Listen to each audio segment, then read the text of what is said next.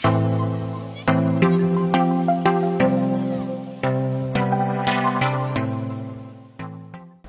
Bapak Ibu, kondisi pandemi di negara kita yang berlangsung hampir 2 tahun memaksa seluruh aspek kehidupan kita untuk kita beradaptasi dengan cara-cara dan hal yang baru, termasuk dalam dunia pendidikan, di mana mereka, para siswa-siswa dan saudara-saudara kita, sebagian besar harus bersekolah dengan cara yang baru pula. Bagaimana kita akan melihat perjuangan seseorang yang kali ini hadir di acara A Story to Tell, akan menceritakan kisahnya, prosesnya dan perjuangannya ketika dia harus beradaptasi dengan cara yang baru. Bagaimana kisahnya? Kita akan dengarkan dan kita akan ketemu dengan Joshua Ho. Halo Joshua. Halo.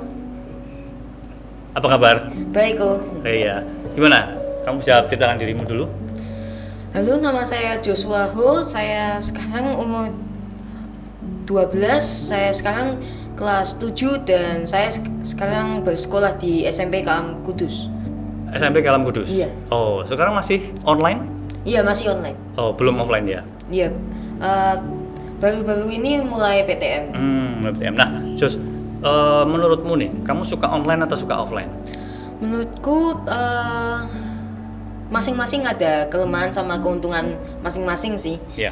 Tapi keuntungan yang lebih efisien dan lebih efektif itu saat offline. Offline? Iya. Kenapa itu, Jos? Karena pas offline itu ilmu yang kita dapat itu bisa langsung tercerna di dalam otak kita dan bisa langsung dipahami dengan baik. Oh, Dan iya. kalau misalnya ada pertanyaan bisa langsung ditanyai. Oke. Berarti Jos suka offline gitu ya? Iya. Nah, selama waktu online, ada nggak kesulitan-kesulitan yang kamu hadapi ketika kamu mengikuti proses ini, pembelajaran ini? Saat online, puji Tuhan tidak ada masalah serius gitu, tapi aku itu orangnya memang sulit bersosialisasi dengan orang lain dan mencari teman baru itu butuh proses juga. Termasuk dalam online? Iya. Butuh hal adaptasi lagi gitu Iya, ya? betul. Nah, mungkin bisa diceritakan awalnya Joshua masuk ke sekolah yang baru itu rasanya gimana? Apa yang kamu rasain? Jadi saat sudah mulai online tahun pembelajaran ini, untung itu sekelas sama satu sahabat yang juga satu care di gereja. Dan dia juga punya jasa yang sangat penting di dalam sosialisasi saya di sekolah ya? Di sekolah ini. Jadi dia membantu di berinteraksi dengan orang lain, dia bantu dalam pembelajaran, membantu memahami materi dan langsung membantu jika ada masalah tanpa diminta. Berarti kalau boleh tahu, Jos awalnya jadi siswa baru di sekolah yang baru gitu ya? Iya, betul. Dan ketika masuk ke sekolah yang baru itu kamu harus adaptasi lagi gitu ya dengan orang-orang yang baru. Iya. Dan teman care ini sudah lama bersekolah di situ atau siswa lama gitu? Iya, teman care itu kebetulan SD-nya itu juga dari kakak, jadi sudah lama di sana. Oh, dan ketika tahu Jos masuk situ dia bantuin kamu? Iya, bantu. Gitu.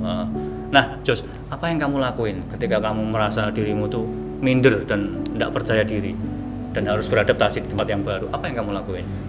Yang pertama saya lakukan ada tentu berdoa dulu. Berdoa dan selalu mengandalkan Tuhan dalam segala proses. Untuk berinteraksi dan bersosialisasi dengan orang lain pasti butuh proses untuk saya. Dan proses.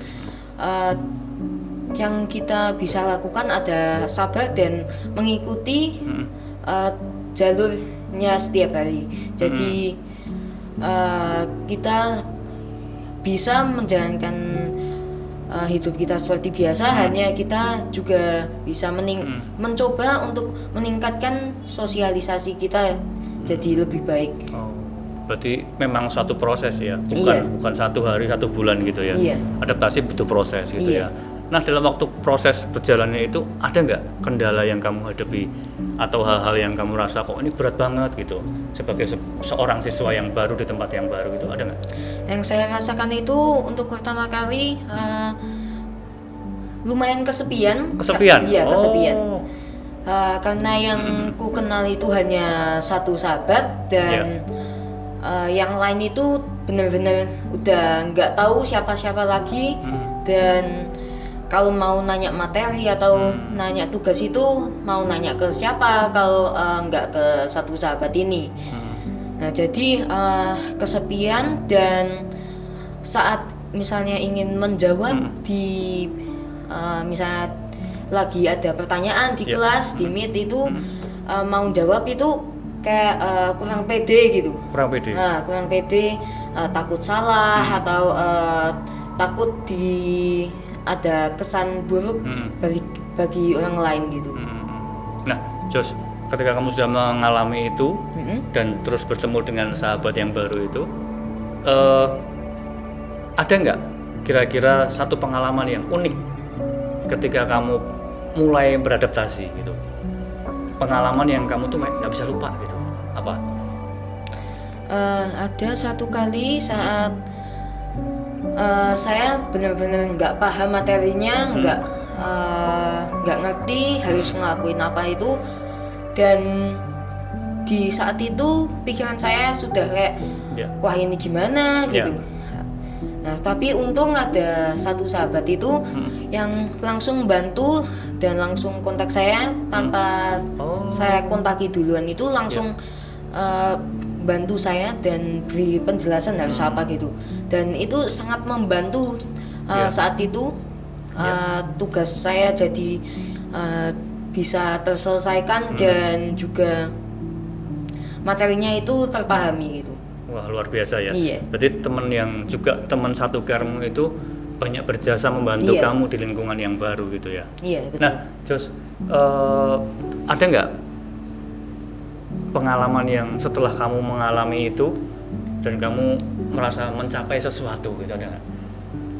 Dari tadinya yang nggak bisa apa-apa, terus kamu akhirnya hari ini karena dibantu Tuhan dan teman karemu itu, kamu mencapai sesuatu di sekolahmu ini.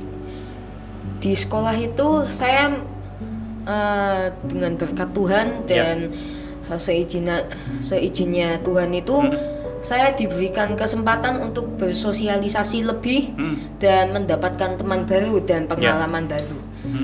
Dan setelah beberapa proses dan kejadian itu saya sekarang menjadi ketua kelas. Oh, wow, ketua kelas. Yes, ketua kelas, sekretaris OSIS, squad leader dan anggota organisasi kesehatan gitu. Dari yang tadinya minderan, orang baru, sekarang jadi ketua kelas, pengurus OSIS juga ya. Nah, kok bisa begitu?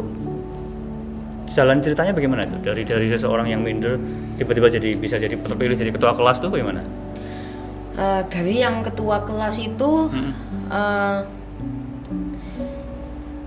jadi pertama itu saya masuk ke calon ketua kelas.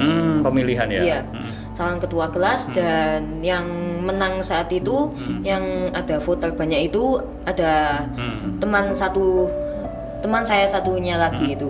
Nah itu karena mungkin siswa-siswa milih dia kan mungkin sudah kenal lama, sudah tahu dia kayak gimana. Nah tapi ya nggak apa-apa sih, karena setiap orang kan pasti punya pengalamannya sendiri-sendiri. Nah, jadi yang saya lakukan adalah hanya mengikuti pelajarannya seperti biasa, hanya menjadi disiplin, menjadi tertib dan mengumpulkan tugas tepat waktu juga.